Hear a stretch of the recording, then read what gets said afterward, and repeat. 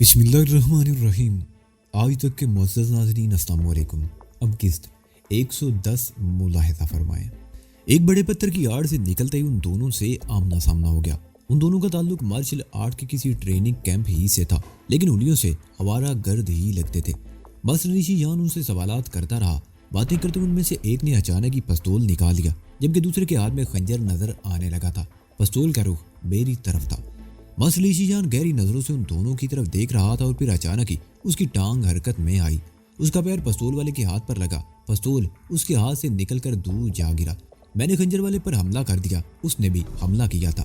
میں پوری طرح دفاع نہیں کر سکا اور خنجر کی نوک میرے بائیں بازو پر کونے سے ذرا اوپر گوشت کو چیرتی ہوئی نکل گئی، لیکن اس کے بعد میں نے اسے حملہ کرنے کا موقع نہیں دیا۔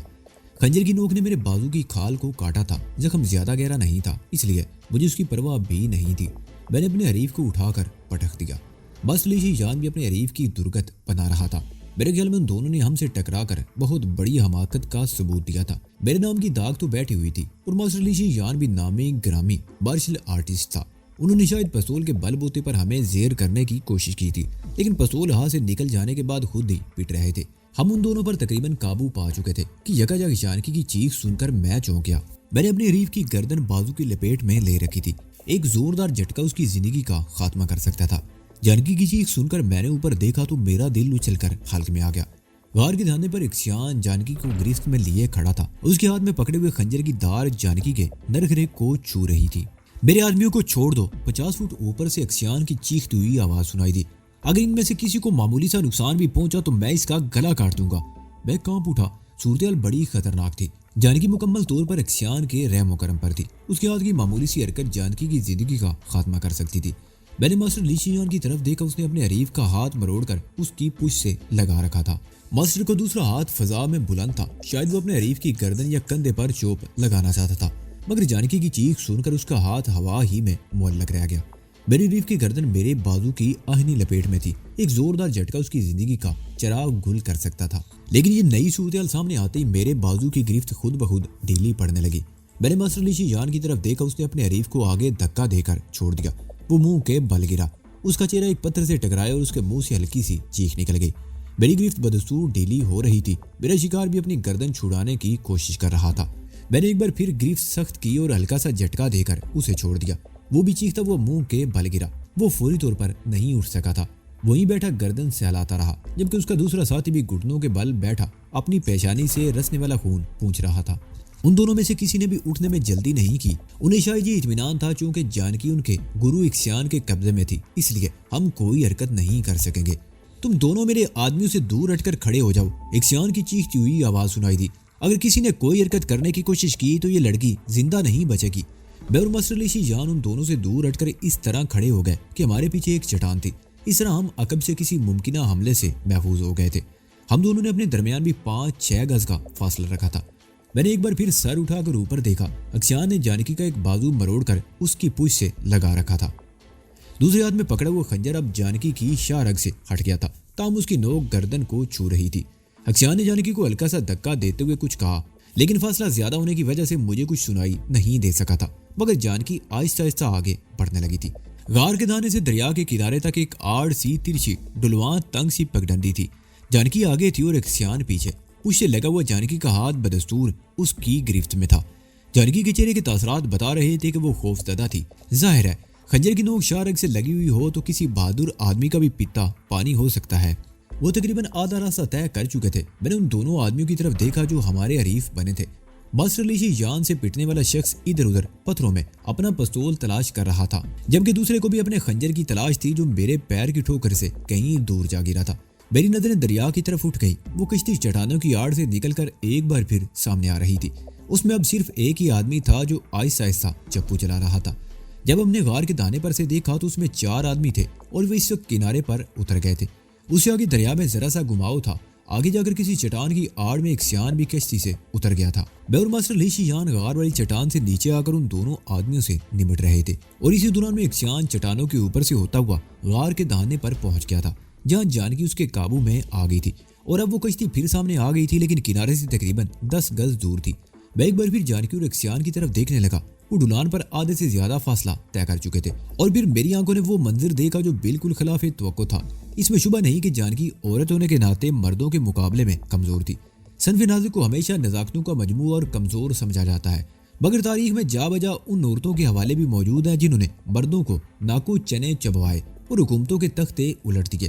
میرے خیال میں عورت کمزور نہیں ہوتی، یہ صنف تو مردوں سے زیادہ با حوصلہ اور با ہمت ہوتی ہے۔ ایک عام عورت بھی زندگی میں مردوں سے زیادہ دکھ سہتی ہے، مگر اس کی ہمت پست نہیں ہوتی۔ خود میرے سامنے ایسی کئی عورتیں موجود تھیں جنہوں نے بڑے حوصلے سے زندگی کی کٹھنائیوں کا مقابلہ کیا تھا، اور پھر جانکی تو ان عام عورتوں سے بھی مختلف تھی۔ وہ کئی سال پہلے میرے ساتھ تھی اور قدم قدم پر خطرات کا سامنا کر رہی تھی۔ کئی مواقع تو ایسے بھی آئے تھے کہ اس نے اپنے سے زیادہ طاقتور مردوں کو بھی دم دبا کر بھاگنے پر مجبور کر دیا تھا۔ زیادہ دور جانے کی ضرورت نہیں، ابھی چند ہی روز پہلے کی تو بات تھی کہ اس نے اور چیکو نے کم از کم 2 مرتبہ لمبے بالوں والے اس گنڈے کی پٹائی کی تھی جو اپنے آپ کو ماسٹر سمجھنے لگا تھا۔ حالات نے جانکی کو سنگین سے سنگین صورتحال میں بھی ثابت قدم رہنے اور اسے نمٹنے کا سلیقہ سکھا دیا تھا۔ یہ میرا تجربہ تھا کہ صورتحال کتنی ہی نازک کیوں نہ ہو، جانکی نے اپنے ذہن کو معاف ہونے نہیں دیا تھا۔ بعض حالات میں تو اس نے ایسے فیصلے کیے تھے کہ میں خود بھی حیران رہ گیا تھا، اور اس کے ان جرات مندانہ فیصلوں ہی کی بدولت ہم کئی مرتبہ ہاری ہوئی بازی بھی جیت گئے تھے۔ اس وقت بھی اس نے ایک ایسی حرکت کی تھی حالانکہ وہ جانتی تھی کہ اندازے کی معمولی سی غلطی اس کو موت کے گھاٹ اتار سکتی تھی۔ ہموار زمین تک پہنچنے کے لیے 10-12 فٹ کا فاصلہ رہ گیا تھا۔ اس جگہ پگڈنڈی میں ایک معمولی سا خم تھا۔ اس موڑ پر گھومتے ہوئے جانکی اچانک ہی بڑی تیزی سے نیچے بیٹھ گئی۔ اس کے ساتھ اس نے اپنے آزاد ہاتھ کو بڑی تیزی سے پیچھے کی طرف گھمایا تھا۔ جانکی کی اس طرح اچانک بیٹھ جانے سے اکسیان اپنا توازن برقرار نہیں رکھ سکا۔ جانکی کا ہاتھ بھی اس کی گرفت سے چھوٹ گیا۔ جانکی کے آزاد ہاتھ سے اس کی پنڈلی پر ضرب لگی، وہ لڑکھڑا گیا۔ اس نے سنبھلنے کی کوشش کی مگر کامیاب نہ ہو سکا۔ اسی دوران میں جانکی نے نہایت جرات کا مظاہرہ کرتے ہوئے اسے کونیوں کے بیک پشت سے بھی ایک ضرب لگائی۔ اکسیان جانکی کے اوپر سے الٹی کلابازی کھاتا ہوا پشت کے بل اس سے 5-6 فٹ آگے گرا۔ اس کے منہ سے ہلکی سی چیخ نکل گئی۔ میں نے ایک لمحہ ضائع کیے بغیر اکسیان کی طرف دوڑ لگا دی اور اسے سنبھلنے کا موقع دیے بغیر اس پر ٹھوکروں کی بارش کر دی، جبکہ ماسٹر لیشی جان نے اس شخص کی طرف چھلانگ لگا دی جو جھک کر زمین سے اپنا پستول اٹھا رہا تھا۔ ماسٹر لیشی جان کے دونوں پیر فلائنگ کک کے انداز میں اس کے پہلو پر لگے اور وہ چیختا ہوا دور تک کلابازیاں کھاتا ہوا چلا گیا۔ ماسٹر نے سنبھل کر دوسرے آدمی پر چھلانگ لگا دی اور اسے پتھروں پر رگیتا ہوا دور تک لے گیا۔ جانکی ڈولان کی پگڈنڈی پر بیٹھے گہرے گہرے سانس لے رہی تھی۔ اس نے جو کرنا تھا وہ کر دیا تھا اور باقی کام ہم پر چھوڑ دیا تھا، اور ہم اپنا کام کرنا اچھی طرح جانتے تھے۔ خنجر اب بھی اکسیان کے ہاتھ میں تھا۔ اس نے سنبھلنے کی کوشش کرتے ہوئے مجھ پر وار کرنے کی کوشش کی مگر کامیاب نہیں ہو سکا۔ میں نے خنجر والی کلائی گرفت میں لے کر دوسرے ہاتھ سے اس کے بازو کے نیچے بغل میں زوردار گھونسا رسید کر دیا۔ وہ اپنی جگہ سے اچھلا۔ میں نے دوسرا ہاتھ بھی اکسیان کی کلائی پر جما دی اور اپنا ایک گھٹنا کسی قدر اوپر اٹھا لیا۔ میں اس کی کونی کو اپنے گھٹنے پر مارنا چاہتا تھا، اس طرح اس کی کونی کا جوڑ نکل سکتا تھا، مگر مجھے اس کا موقع نہیں ملا کیونکہ اکسیان نے بڑی تیزی سے اپنی لات گھما دی تھی۔ اس کے پیر کی ٹھوکر میری ٹانگ کے گھٹنے پر لگی جس پر میرا سارا بوجھ تھا۔ میری ٹانگ ایک دم دوری ہو گئی اور میں لڑکھڑا کر نیچے گرا۔ اکسیان بھی میرے ساتھ ہی میرے اوپر گرا تھا، مگر اس کا خنجر والا بازو ابھی تک میری گرفت میں تھا۔ اکسیان جسمانی لحاظ سے مجھ سے زیادہ طاقتور تھا۔ اگر وہ مجھ پر غلبہ پا لیتا تو میرا زندہ رہنا مشکل ہو جاتا، مگر میں نے اس کا موقع نہیں دیا۔ وہ خنجر کو میرے گلے کی طرف لانے کی کوشش کر رہا تھا مگر میں نے اسے کامیاب نہیں ہونے دیا۔ خنجر کو اپنے گلے سے دور رکھنے کی کوشش میں کامیاب رہتے ہوئے میں اسے اپنے اوپر سے ہٹانے کی کوشش بھی کرتا رہا اور بالآخر کامیاب ہو گیا۔ اکسیان نے بھی میرے ساتھ اٹھنے کی کوشش کی تھی مگر میں نے اسے موقع نہیں دیا۔ اسے بازو سے پکڑ کر اپنے اوپر لادا اور دھوبی پاٹ کے انداز میں پٹک دیا۔ وہ پشت کے بل پتھروں پر گرا، اس کے منہ سے کراسی نکل گئی۔ اس مرتبہ خنجر بھی اس کے ہاتھ سے نکل کر دور جا گرا۔ اپنے آپ کو سنبھالنے کی کوشش کرتے ہوئے میں نے ایک لمحے کو دوسری طرف دیکھا۔ ماسٹر لیشی جان اپنے دونوں حریفوں سے خوب اچھی طرح نمٹ رہا تھا اور وہ کشتی اب تیزی سے کنارے کی طرف آ رہی تھی۔ میں نے گھوم کر اکسیان پر ٹھوکروں کی بارش کر دی۔ اس مرتبہ اسے بھی موقع مل گیا۔ اسے میرا پیر پکڑ کر زوردار جھٹکا دیا۔ میں لٹکڑاتا وہ پشت کے بل گرا۔ میری کھوپڑی ایک بڑے پتھر سے ٹکرا گئی۔ میری آنکھوں کے سامنے نیلی پیلی چنگاریاں رقص کرنے لگی۔ میں سر کو زور زور سے جھٹکے دینے لگا اور پھر میں نے اکسیان کو اپنی طرف لپکتے ہوئے دیکھا۔ میں اس پوزیشن میں نہیں تھا کہ اپنا دفاع کر سکتا۔ وہ بھی مجھ سے دور ہی تھا کہ اس کی چیخ سنائی دی۔ میں نے سر کو 2-3 اور جھٹکے دیے۔ میری آنکھوں کے سامنے چھانے والی دھند کم ہو گئی۔ اکسیان میرے اوپر آنے کی بجائے قدرے بائیں طرف گرا۔ اس کے بائیں پہلو سے خون بہہ نکلا تھا۔ اس سے ذرا ہٹ کر جانکی کھڑی تھی۔ اس کے ہاتھ میں خنجر تھا جس سے خون ٹپک رہا تھا۔ مجھے صورتحال کا اندازہ لگانے میں دشواری پیش نہیں آئی۔ जानकी ने मौका मिलते ही इक्सियान ही का खंजर उठाकर उस पर हमला किया था। अगर वो ऐसा ना करती तो इक्सियान मुझे गिरफ्त में लेकर मेरी गर्दन मरोड़ सकता था। इस वक्त पहली बार मैंने जानकी के चेहरे पर बेपनाह दरिंदगी के आसार देखे थे। वो इक्सियान पर दूसरा हमला करने के लिए लपकी, लेकिन इक्सियान ने उठकर दरिया की तरफ दौड़ लगा दी। जानकी अपनी जोंक में आगे जा गिरी। वो कश्ती अब दरिया के किनारे से सिर्फ 10 गज के फासले पर रह गई थी। इक्सियान ने दौड़ते हुए दरिया में छलांग लगा दी और कश्ती के करीब ही पानी में गिरा। शराब की जोरदार आवाज उभरी। वो गदले पानी में नीचे बैठता चला गया और फिर सतह पर उबरते ही उसने दोनों हाथों से कश्ती का किनारा पकड़ लिया। कश्ती पर बैठे हुए शख्स ने चप्पू छोड़कर उसे ऊपर खींच लिया। इक्सियान कश्ती के अंदर ढेर सा हो गया, जबकि दूसरे आदमी ने फिर चप्पू संभाल लिए। वो कश्ती को किनारे से दूर ले जाने लगा। मैं पूरी तरह अपने आवाज में आ गया। मैं सर झटकते हुए उठ गया और जानकी को भी सहारा देकर उठा दिया। मेरी तरफ देखते उसके चेहरे की करख्तगी गायब हो गई और होंठों पर खफीफ सी मुस्कुराहट आ गई। मास्टर अपने दोनों हरीफों की खातिर ख्वाह तवाज़े कर रहा था और फिर इक्सियान को राय फरार इख्तियार करते देखकर उनमें से एक ने मौका मिलते ही दौड़कर दरिया में छलांग लगा दी। वो कश्ती से 4-5 फुट पीछे पानी में गिरा था और बड़ी तेजी से हाथ मारता हुआ कश्ती की तरफ तैरने लगा और बिलाखिर उसने भी कश्ती का किनारा पकड़ लिया और बड़ी मुश्किल से अपने आप को कश्ती के अंदर गिराने में कामयाब हो सका।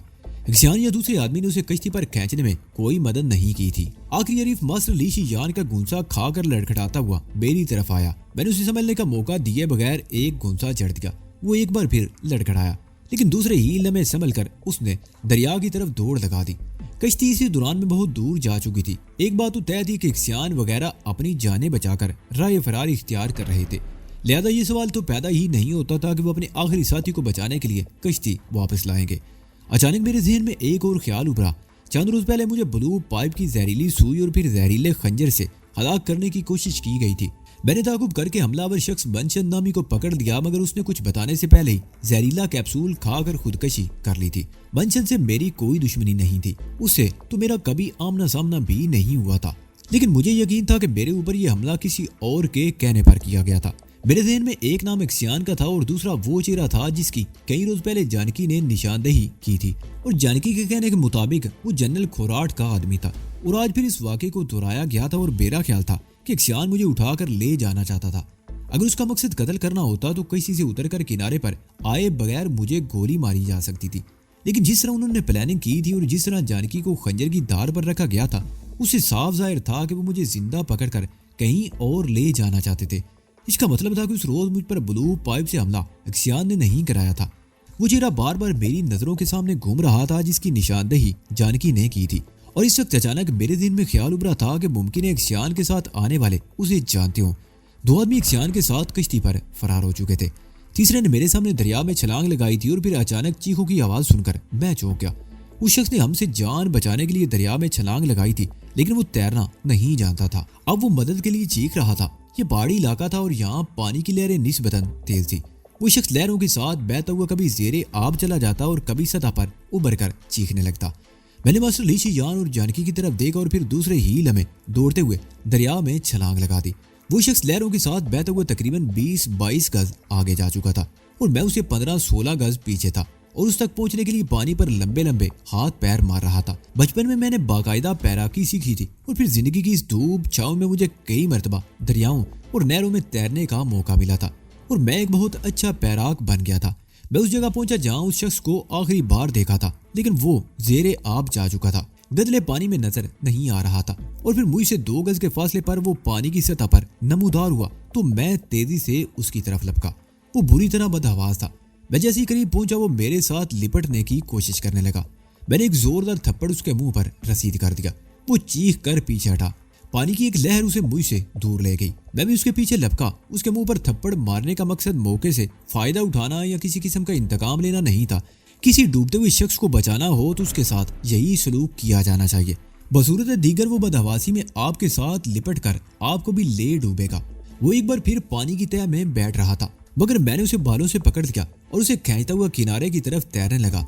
बहाव के मुखालिफ समत किसी दूसरे आदमी को लेकर तैरना खासा मुश्किल काम था और मुझे वाकई बहुत दुश्वारी पेश आ रही थी। और फिर मैंने मास्टर अली शीजान को दरिया में छलांग लगाते हुए देखा। उसने गालबन मेरी मुश्किल को समझ लिया था। मास्टर अली शीजान ने हम तक पहुंचने में ज्यादा देर नहीं लगाई। इस तरह हम दोनों उस शख्स को बाहों से पकड़कर किनारे तक लाने में कामयाब हो गए। किनारे पर खड़ी हुई जानकी ने उसे ऊपर खींच लिया। مصر علی شیعہ نے اس شخص کو زمین پر اوندا لٹا دیا اور اس پر دباؤ ڈالنے لگا۔ اس طرح غوطہ خوری کے دوران میں جو پانی اس کے پیٹ میں جا چکا تھا وہ نکل گیا۔ وہ بے ہوش نہیں ہوا تھا، لیکن حواس بحال ہونے میں 15 منٹ لگ گئے۔ ہم اسے اوپر غار میں لے گئے اور میں نے بالکل پولیس والے انداز میں اس سے پوچھ گچھ شروع کر دی۔ اکسیان کے لیے کب سے کام کر رہے ہو؟ میں نے اس کے چہرے پر نظریں جماتے ہوئے پوچھا۔ کوئی بات پوچھنے سے بہتر ہے کہ مجھے مار ڈالو، وہ شخص گہری سانس لیتے ہوئے بولا۔ اگر اکسیان کو پتا چل گیا کہ میں نے تمہیں کچھ بتایا ہے تو وہ مجھے زندہ نہیں چھوڑے گا۔ وہ مجھے اس طرح اذیتیں دے کر مارے گا کہ میں مر بھی نہیں سکوں گا اور زندہ بھی نہیں رہ سکوں گا۔ مجھے مار ڈالو پلیز، مجھے مار ڈالو۔ اگر ہم نے تمہیں مارنا ہوتا تو دریا سے نہ نکالتے، تمہیں ڈوبنے دیتے اور ہم کنارے پر بیٹھے اطمینان سے تمہاری بے بسی کا تماشا دیکھتے، میں نے کہا۔ لیکن میں تمہیں ایک بات بتا دینا چاہتا ہوں، تم نے اکسیان کے لیے اپنی زندگی داؤ پر لگا دی تھی۔ اس وقت بھی ہمارے رحم و کرم پر ہو، لیکن وہ اکسیان تمہیں چھوڑ کر بھاگ نکلا۔ اس نے اپنی جان تو بچائی لیکن تمہیں موت کے جبڑوں میں چھوڑ دیا۔ کیا یہ تمہارے ساتھ زیادتی نہیں؟ تم اپنی زبان بند رکھ کر اس شخص کو بچانے کی کوشش کر رہے ہو جسے تمہاری ذرا بھی پرواہ نہیں۔ کیا تم اس شخص پر بھروسہ کر سکتے ہو؟ مجھے اکسیان سے کوئی شکایت نہیں، اس شخص نے جواب دیا۔ میں نے جو کچھ بھی کیا اکسیان کے لیے نہیں، پیسوں کے لیے کیا تھا۔ اس نے مجھے ایک بڑی رقم دی تھی۔ اور مقصد کیا تھا؟ مجھے جان سے مار دیا جائے؟ میں نے پوچھا۔ نہیں، وہ تمہیں کڈنیپ کرنا چاہتا تھا، اس شخص نے جواب دیا۔ میرا اندازہ درست نکلا۔ مجھے اکسیان کی پلاننگ سے یہ اندازہ ہو گیا تھا کہ وہ مجھ کو اغوا کرنا چاہتا ہے۔ اکسیان سے میرا کچھ پرانا حساب کتاب چل رہا ہے۔ وہ کئی بار مجھ سے ذکر اٹھا چکا ہے۔ وہ مجھے قتل تو کر سکتا ہے لیکن کڈنیپ، وہ مجھے اغوا کر کے کہاں لے جانا چاہتا تھا؟ کس کے لیے کام کر رہا ہے وہ؟ میں نے پوچھا۔ میں کچھ نہیں۔ مصر علی شیعہ کے تھپڑ نے اسے جملہ مکمل کرنے کا موقع نہیں دیا۔ وہ چیختا ہوا بائیں طرف لڑک گیا۔ مصر علی شیعہ نے جگہ بعد دیگرے 3-4 ٹھوکریں رسید کر دی۔ وہ بری طرح چیخ رہا تھا۔ بس نے اسے اٹھا کر دیوار کے ساتھ دے مارا۔ اس کے منہ سے ایک اور خوفناک چیخ نکل گئی۔ اس کا سر دیوار سے ٹکرایا تھا۔ اس نے سر کو دونوں ہاتھوں میں تھام لیا۔ تمہیں ڈوبنے سے اس لیے نہیں بچایا گیا تھا کہ ہم تمہاری مٹھی چاپی کریں۔ ماسٹر اسے ایک اور ٹھوکر مارتے ہوئے گھرایا۔ وحیدان فطرتاً رحم دل ہے، یہ اپنی جان کے دشمنوں پر ہاتھ اٹھاتے ہوئے بھی ہچکچاتا ہے، لیکن میں اس سے بہت مختلف ہوں۔ اگر تم نے زبان نہیں کھولی تو میں تمہارے منہ میں ہاتھ ڈال کر زبان کو جڑ سے اکھاڑ دوں گا۔ پہلے اپنا نام بتاؤ اور یہ بتاؤ کہ کس کیمپ سے تعلق رکھتے ہو، اور میں تمہیں صرف 30 سیکنڈ کا وقت دیتا ہوں، اس کے بعد میرا ہاتھ حرکت میں آ جائے گا۔ اس شخص کا چہرہ خوف سے سیاہ پڑ گیا، آنکھوں میں بے پناہ وحشت ابھر آئی۔ اسے سمجھنے میں دیر نہ لگی کہ ماسٹر نے جو کچھ کہا تھا 30 سیکنڈ گزرنے کے بعد اس پر عمل بھی کر ڈالے گا، اور پھر اگلے لمحے اس نے فر بولنا شروع کر دیا۔ اس کا نام موسیٰ شمار تھا اور اس کا تعلق جس کیمپ سے تھا اس کا ماسٹر بھی خاصا بدنام تھا۔ اس جاپانی ماسٹر کے بارے میں کہا جاتا تھا کہ وہ مارشل آرٹسٹوں کی نہیں، گنڈوں اور قاتلوں کی جماعت تیار کر رہا ہے۔ اسے عام طور پر ٹریبل میکر کہا جاتا تھا۔ اس کے شاگرد ہر ایک سے پنگے بازی کرتے رہتے۔ یہ الگ بات تھی کہ وہ ہمیشہ پٹتے ہی تھے، لیکن اپنی حرکتوں سے باز نہیں آتے تھے۔ موسیٰ شمارو بھی جاپانی ہی تھا۔ اس کے کہنے کے مطابق تقریباً 1 ہفتہ پہلے اکسیان نے اس سے رابطہ کیا تھا۔ اس سے پہلے وہ اکسیان کو بالکل نہیں جانتا تھا۔ اکسیان مجھے اغوا کرنا چاہتا تھا اور اس کے عوض اس نے ایک معقول رقم پیش کی تھی۔ میں تمہارے بارے میں اچھی طرح جانتا تھا، اس نے میری طرف دیکھتے ہوئے کہا۔ میں جانتا تھا کہ تمہیں چھیڑنا اپنی شامت بلانے کے مترادف ہے۔ میں تمہارے ہاتھوں بعض دوسرے لوگوں کا حشر دیکھ چکا تھا، لیکن اکسیان نے جو منصوبہ بنایا تھا وہ خاصا جاندار تھا۔ اکسیان نے یہ اطمینان بھی دلایا تھا کہ ہم 4 ہوں گے اور تم صرف 2۔ اس لڑکی کو اس نے کسی شمار میں نہیں سمجھا تھا۔ اس نے جانکی کی طرف اشارہ کیا۔ اکسیان کو معلوم تھا کہ تم تینوں روزانہ یہاں کسی قسم کی پریکٹس کے لیے آتے ہو۔ اس نے کئی روز تک تمہاری نگرانی کرائی تھی اور یہ اطمینان کر لیا تھا کہ تم تینوں کے سوا یہاں کوئی اور نہیں ہوتا۔ اس کا پروگرام یہ تھا کہ ماسٹر لی شیان اس لڑکی کو بے بس کر کے تمہیں کشتی پر ڈال کر لے جائیں گے۔ ہمیں یہ ایڈوانٹیج حاصل تھا کہ ہمارے پاس اسلحہ تھا اور تم خالی ہاتھ تھے، مگر ہم بھول گئے تھے کہ تمہارا خالی ہاتھ ہونا زیادہ خطرناک ہوتا ہے۔ اکسیان کس کے لیے کام کر رہا ہے اور وہ مجھے اغوا کر کے کہاں لے جانا چاہتا تھا؟ اس مرتبہ یہ سوال میں نے کیا تھا۔ موسیٰ شمارو کے چہرے پر ایک رنگ سا آ کر گزر گیا۔ وہ شاید کچھ بتانا نہیں چاہتا تھا۔ میں نے ایک بار پھر سوال دہرایا۔ اس نے اس مرتبہ بھی زبان بند رکھی۔ آنکھوں میں خوف کچھ اور گہرا ہو گیا۔ میں سمجھ گیا کہ وہ سب کچھ جانتا ہے مگر بتانا نہیں چاہتا۔ میں نے اچانک اس کے منہ کے سامنے ایک زوردار پنچ رسید کر دیا۔ وہ چیختا ہوا پیچھے گرا۔ میں نے اسے بالوں سے پکڑ کر دوبارہ سیدھا کر دیا۔ اس کے منہ سے خون بہہ نکلا تھا اور جب اس نے تھوکا تو خون کے ساتھ دانت بھی باہر گرا تھا۔ اپنا دانت دیکھ کر وہ اور بھی زور زور سے چیخنے لگا۔ ایک ایک کر کے تمہارے سارے دانت نکال دوں گا، میں نے گھراتے ہوئے کہا۔ بتاؤ اکسیان مجھے کہاں لے جانا چاہتا تھا اور وہ کس کے لیے کام کر رہا ہے؟ میرا ہاتھ ایک بار پھر فضا میں بلند ہوا۔ اس نے جلدی سے اپنا ہاتھ چہرے کے سامنے کر دیا۔ بتاتا ہوں، وہ اکلایا۔ منہ سے چلو بھر خون تھوکا اور میری طرف دیکھتے ہوئے بولا۔ اس کا نام میگا تیراڈ ہے اور وہ تھائی لینڈ کا رہنے والا ہے اور بھی اس نے میگا تیراڈ کا جوریا بتایا تو میں چونک گیا۔ میں نے جانکی کی طرف دیکھا، اس نے اس بات میں ساری لا کر میرے خیال کی تصدیق کر دی۔ یہ وہی آدمی تھا جس کی نشاندہی چند روز پہلے جانکی نے کی تھی، اور میں اسے صرف ایک مرتبہ دیکھ سکا تھا۔ وہ تو کوئی مارشل آرٹسٹ نہیں ہے، یہاں شاولن ٹیمپل میں کیا کر رہا ہے؟ میں نے پوچھا۔ یہاں بہت سے لوگ ایسے ہیں جن کا مارشل آرٹ سے کوئی تعلق نہیں، موساد نے جواب دیا۔ یہاں بہت سے ایسے لوگ ہیں جن کا مارشل آرٹ سے کوئی تعلق نہیں، موساد نے جواب دیا۔ بیگا کے بارے میں اکشان نے کچھ اور بتایا تھا؟ میں نے اس کے چہرے پر نظریں جماتے ہوئے پوچھا۔ اکشان نے بتایا تھا کہ میگا کا تعلق گولڈن ٹرائی اینگل سے ہے۔ وہ گولڈن ٹرائی اینگل کے بے تاج بادشاہ جنرل کھوراٹ کا خاص آدمی ہے، اور تمہارا تعاقب کرتے ہوئے یہاں تک آیا ہے۔ تم جنرل کھوراٹ کو ناقابل تلافی نقصان پہنچا کر بھاگے ہوئے ہو۔ میگا تمہیں پکڑ کر واپس لے جانا چاہتا ہے۔ اگر ہم نے اس کا ساتھ دیا اور اپنے مقصد میں کامیاب ہو گئے تو وہ ہمیں بھی اپنے ساتھ گولڈن ٹرائی اینگل لے جائے گا۔ جانتے ہو گولڈن ٹرائی اینگل کیسی جگہ ہے؟ میں نے پوچھا۔ نہیں، لیکن سنا ہے کہ وہ علاقہ دنیا میں ہیروئن کی مارکیٹ کا سب سے بڑا مرکز ہے۔ وہاں صرف جنرل کھوراٹ کی حکمرانی ہے، وہاں بے پناہ دولت ہے، اور گولڈن ٹرائی اینگل ایسا جہنم ہے جہاں جانے کے بعد کوئی واپس نہیں آ سکتا۔ میں نے اس کی بات کاٹتے ہوئے کہا، وہاں تم جیسے لوگوں سے بیگار لی جاتی ہے اور وہ آخری سانس تک زندگی کے لیے ترستے رہتے ہیں۔ وہ موت کا ایک ایسا حصار ہے جہاں سے کوئی نکل نہیں سکتا۔ میں چند لمحوں کو خاموش ہوا، پھر بولا، اور تم خوش ہو کہ تمہیں گولڈن ٹرائی اینگل جانے کا موقع مل رہا تھا؟ تم اپنا وقت ضائع کر رہے ہو وجدان، ماسٹر لی شی یان نے مداخلت کرتے ہوئے کہا۔ یہ وہ لوگ ہیں جو چند ٹکوں کی خاطر جہنم میں بھی کود سکتے ہیں۔ ایسے لوگوں کو یہ معلوم نہیں کہ ان کا انجام کیا ہوگا، اس لیے انہیں کوئی سیدھا کرنے کی کوشش کرنا بیکار ہے۔ اس سے یہ پوچھو کہ اس رات منچن نے کس کے کہنے پر تمہیں موت کے گھاٹ اتارنے کی کوشش کی تھی؟ بیگا نے اکشان کو یہ بھی کہہ دیا تھا کہ اگر ہم تمہیں کڈنیپ کرنے میں کامیاب نہ ہو سکے تو تمہیں مار ڈالا جائے۔ اس رات مجھ پر قاتلانہ حملہ میگا تیراڈ کے کہنے پر کیا گیا تھا، اور آج کی کارروائی بھی اس کے کہنے پر عمل میں آئی تھی۔ ہمیں جو کچھ معلوم کرنا تھا وہ معلوم ہو چکا تھا۔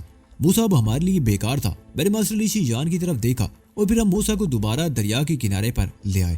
اس مرتبہ جانکی بھی ہمارے ساتھ تھی۔ موسیٰ الجھی ہوئی نظروں سے ہماری طرف دیکھ رہا تھا۔ وہ شاید کوئی اندازہ لگانے کی کوشش کر رہا تھا کہ ہم اس کے ساتھ کیا کرنا چاہتے ہیں۔ اور پھر اچانک ہی ماسٹر لی شی یان اور میں نے موسیٰ کو باؤں سے اور ٹانگوں سے پکڑ لیا اور اسے دریا کے بالکل کنارے پر لے آئے۔ چند سیکنڈ ہم اسے جھولے کی طرح جھلاتے رہے اور پھر اچھال کر دریا میں پھینک دیا۔ وہ کنارے سے تقریباً 10 فٹ دور پانی میں گرا تھا۔ وہ ہاتھ پیر مارتے ہوئے بری طرح چیخ رہا تھا۔ پانی کی تیز لہریں اسے بہتی ہوئی کناروں سے دور لے جا رہی تھی۔ میں نے کنارے پر بیٹھ کر پانی میں ہاتھ دھوئے، کچھ چھینٹے منہ پر بھی مارے اور اٹھ کر کھڑا ہو گیا۔ میں ایک دم نارمل ہو گیا تھا، جیسے کچھ ہوا ہی نہ ہو۔ ماسٹر لی شی یان نے ٹھیک ہی کہا تھا کہ میں فطرتاً رحم دل واقع ہوا ہوں، لیکن حالات و واقعات نے میرے اندر کچھ سختی بھی پیدا کر دی تھی، اور میں ان لوگوں کو تو زندہ چھوڑنے کو بالکل تیار نہ تھا جو میرے وجود کو اس دنیا سے ختم کرنا چاہتے تھے۔ موسیٰ شمارو کو دریا میں پھینک کر میں نے کوئی برا نہیں کیا تھا، بلکہ دنیا کو ایک برائی سے نجات دلا دی تھی۔ اگر میں ان کے ہاتھ لگ جاتا تو کیا یہ مجھے زندہ چھوڑ دیتے؟ سوال ہی پیدا نہیں ہوتا۔ لڑائی کے آخری لمحوں میں جب میرا سر ایک پتھر سے ٹکرایا تھا اور میں وقتی طور پر اپنے حواس کھو بیٹھا تھا تو اکشان نے فیصلہ کن انداز میں مجھ پر حملہ کیا تھا۔ اگر وہ اپنے مقصد میں کامیاب ہو جاتا تو میری گردن مروڑ دیتا، مگر عین وقت پر جانکی کی مداخلت نے مجھے بچا لیا تھا۔ جانکی کے ہاتھوں زخمی ہونے کے بعد اکشان بھاگ نکلا تھا۔ عام طور پر اس وقت تک ہم لوگ اپنی پریکٹس مکمل کر کے واپس چلے جایا کرتے، لیکن آج اس پھڈے کی وجہ سے خاصی دیر ہو گئی تھی۔ دوبارہ غار میں آ کر ہم نے اپنا سامان سمیٹا اور واپس چل پڑے۔ اپنے کیمپ میں پہنچنے کے تھوڑی دیر بعد ماسٹر لی شی یان نے ماسٹر ہینگ پائی کو سب کچھ بتا دیا، اور یہ بھی بتا دیا کہ اس رات بلو پائپ سے مجھ پر قاتلانہ حملہ کس کے کہنے پر کیا گیا تھا۔ لیکن لی شی یان یہ بات گول کر گیا تھا کہ ہمارے ہاتھوں موسیٰ کا انجام کیا ہوا تھا۔ اس روز دوپہر کو ہم اپنے غار والے کمرے میں بیٹھے ہوئے تھے۔ چیکو خاصی پریشان دکھائی دے رہی تھی۔ یہاں جو کچھ بھی ہو رہا تھا اس کے لیے سب کچھ غیر معمولی تھا، اور وہ اس قسم کے حالات سے شاید گھبرا گئی تھی۔ اگر تم چاہو تو واپس چلی جاؤ، میں نے چیکو کی طرف دیکھتے ہوئے کہا۔ میں ماسٹر لی شی یان سے کہہ کر ایسا بندوبست کرا دوں گا کہ تمہیں بحفاظت فان کنگ یا جہاں تم کہو وہاں پہنچا دیا جائے گا۔ نہیں، چیکو نے نفی میں سر ہلا دیا۔ میرا یہاں سے جانے کا کوئی ارادہ نہیں۔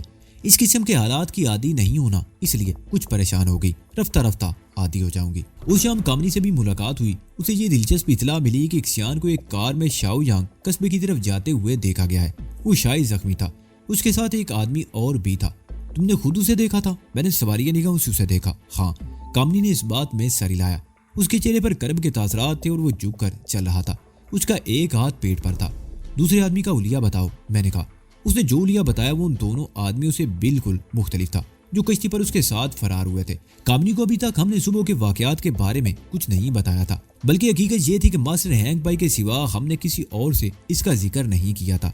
दरअसल हम इस वाकये की तशहीर नहीं चाहते थे, लेकिन अब कामनी को असल सूरत से आगाह करना जरूरी हो गया था। मैंने जानकी की तरफ देखा और फिर कामनी को सुबह के वाकये के बारे में बताने लगा। इक्शान जानकी के हाथों जख्मी हुआ था। मैं आखिर में कह रहा था, अगर जानकी उस पर खंजर से हमला ना करती तो वो मेरी गर्दन मरोड़ देता, लेकिन एक ही जख्म खाने के बाद वो भाग निकला और अब तुम्हारे कहने के मुताबिक उसे शाओयांग की तरफ जाते हुए देखा गया था। यहाँ कोई ऐसा हॉस्पिटल नहीं है जहाँ इस किस्म के जख्मों का कोई इलाज हो सके? कामनी ने मुझसे पूछा। ट्रेनिंग के दौरान में स्टूडेंट्स को चोटें तो लगती रहती हैं, कभी टखनों पर और कभी घुटनों के जोड़ भी हिल जाते हैं, मगर मास्टर ऐसे इलाज खुद ही कर लेते हैं। चाकू खंजर वगैरह के जख्म का इलाज यहाँ पर मौजूद नहीं। शाओयांग एक बड़ा कस्बा है, हो सकता है वो अपने जख्म के इलाज के लिए वहाँ गया हो। मैं कुछ और भी सोच रहा हूँ, मैंने कहा। मरने से पहले उसने बताया था कि मैगा शाओयांग में रिहाइश पजीर है। हो सकता है उसके तवज्जुह से उसकी मैगा से मुलाकात भी शाओयांग के मकान में हुई थी। मुझे यकीन है कि इक्सियान उसके पास गया होगा, मगर मूसा उस मकान का पता नहीं बता सका था। अगर इक्सियान वहीं गया है तो मकान का पता आसानी से हासिल किया जा सकता है, कामनी ने कहा। वो कैसे? मैंने सवालिया निगाहों से उसे देखा। इक्सियान जिस कार पर गया है वो किराए की कार है, कामनी ने बताया। टैक्सी समझ लो। ये कार शाओलिन टेम्पल या यांग के दरमियान चक्कर लगाती रहती है। मैं भी इस मरतबा शाओयांग जा चुकी हूँ। ड्राइवर मोरूतांग से रब्ता किया जा सकता है कि उसने इक्सियान को कहाँ छोड़ा था। ओह गुड, नहायत ही बेहतरीन आइडिया है, मैंने कहा। ये मोरूतांग कहाँ मिलेगा? मेरा मतलब उसकी कार कहाँ खड़ी है? मास्टर दूपेन के जिम्नाजियम के सामने एक छोटा सा रेस्टोरेंट है, कामनी ने बताया। मोरूतांग आमतौर पर रेस्टोरेंट के सामने कार खड़ी करके रेस्टोरेंट के आसपास कहीं बैठा रहता है। उसके बारे में तो कहीं से भी मालूम किया जा सकता है। क्या वो एक ही कार है जो शाओलिन टेम्पल और शांग के दरमियान टैक्सी के तौर पर चलती है? मैंने पूछा। नहीं, कामनी ने नफी में सारी लाया। शाओयांग से यहाँ तक कोई पब्लिक ट्रांसपोर्ट नहीं है। इस सूरत से फायदा उठाते हुए कुछ लोगों ने अपनी प्राइवेट कारें या टैक्सी बना ली हैं। ये बाकायदा रजिस्टर्ड टैक्सियां नहीं है। ये 6-7 कारें हैं जो मुख्तलिफ जगहों पर खड़ी होती हैं। तांग ने दोपन जिम्नाजियम के सामने वाले रेस्टोरेंट के सामने अपना स्टैंड बना रखा है। ठीक है, मैंने सर हिला दिया। उसी रात 9 बजे ट्रेनिंग सेशन खत्म होने के बाद मैं मास्टर ली शियान से बात की। वो खुद मेरे साथ जाने को तैयार था, लेकिन मैं इस मामले में उसे मुलव्वस करना मुनासिब नहीं समझ रहा था। शाओलिन टेम्पल में मास्टर ली शियान एक बहुत बड़ा नाम था और उसे मार्शल आर्ट्स के हलकों में एक मुअज़्ज़ज़ मुकाम हासिल था, और मैं उसे इन छोटी बातों में घसीटना नहीं चाहता था। मेरे ख्याल में अगर सिर्फ कोची मेरे साथ हो तो मेरे लिए काफी होगा, मगर मास्टर ली शियान ने कोची के अलावा एक रूनामी लड़का भी मेरे साथ कर दिया। ये थाईलैंड का रहने वाला था और इसका शुमार भी मास्टर के चंद बेहतरीन शागिर्दों में होता था। हम कंपनी के साथ अपने कैंप से रवाना हुए तो 10 बजने वाले थे। इस वक्त बेशतर जिम्नाजियम की क्लासेस खत्म हो रही थी, जिस वजह से सड़कों पर खासी रौनक रहती थी। उसके तकरीबन 1 घंटे तक सारे रेस्टोरेंट भी आबाद रहते थे। हम मुख्तलिफ सड़कों पर घूमते हुए मास्टर दोपेन के जिम्नाजियम के सामने आ गए। जिम्नाजियम बंद हो चुका था, अलबत्ता सामने वाले रेस्टोरेंट में रौनक थी, मगर उस रेस्टोरेंट के आसपास कोई कार खड़ी दिखाई नहीं दे रही थी।